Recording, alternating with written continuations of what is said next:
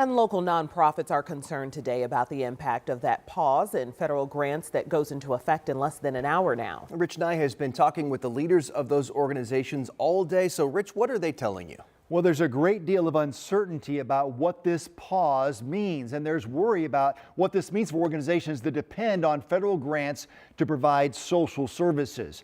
The United Way of Central Indiana operates a variety of programs and works with numerous other organizations in the community to accelerate financial stability and upward mobility for individuals and families living at or near poverty. And there is frustration that distribution of money already appropriated by Congress could now be put on hold.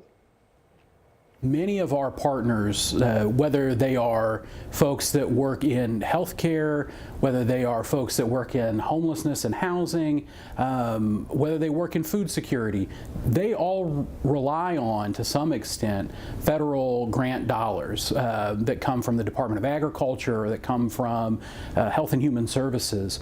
This has created an enormous amount of anxiety for nonprofits, large and small.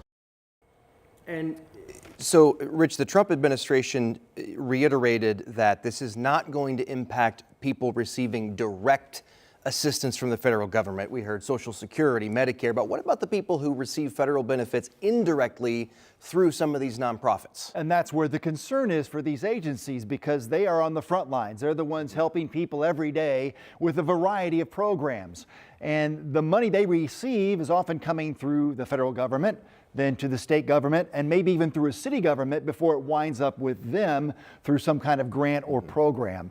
But they're the ones who are eventually taking that money and giving it to people. The Indianapolis Urban League says that they have received about $1 million in federal funding annually, directly and indirectly. The Urban League provides job training, rent assistance, food assistance, and many other programs.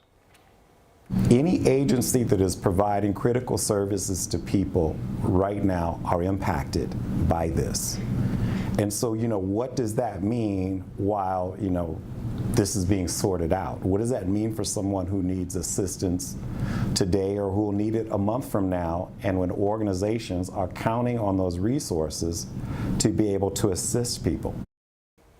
Leaders of nonprofits say they are being challenged to find alternative funding sources and evaluate all their programs right now because of that threat of federal dollars suddenly going away or certainly being delayed. And I talked to several other nonprofits and agencies and councils, and many of them said, we're just not ready to comment yet because we don't know what this means and how this will impact us. Meanwhile, the need is still there. Yeah. And it came just immediately, right? Just the sudden announcement last night. Yeah, we're less than an hour away now from this taking effect. Okay, well, we are starting to see the ripple effects of some of these executive orders and federal moves that are happening right now. Rich, thank you for breaking it down, giving us the micro lens of what's happening. Yep.